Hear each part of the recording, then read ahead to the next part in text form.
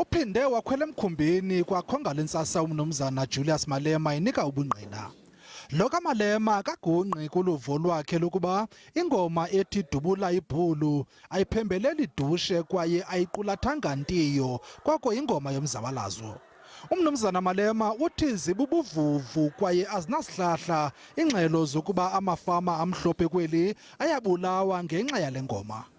My Lord, the EFF was formed in 2013.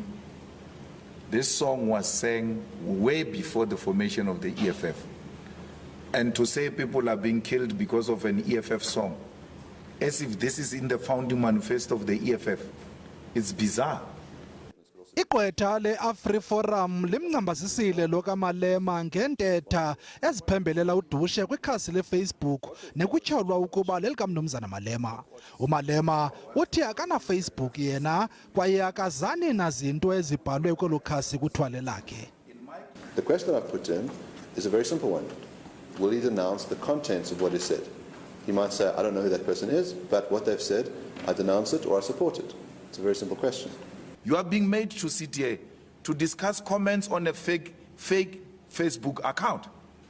That is discrediting this court and ridiculing this court. To come here with an account that is not confirmed, that it's an authentic account, and subject this court to discuss comments passed on a fake account.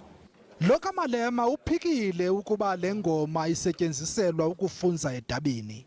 We don't give a command through singing.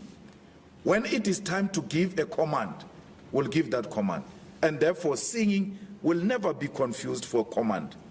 Umnumzana Malema uthi xa ngabe le nkundla ingagweba ngelithi makayiyeke ukuyicula le ngoma angayiyeka, kodwa iyakube ngaloo ndlela isengela phantsi indima yomzabalazo kweli.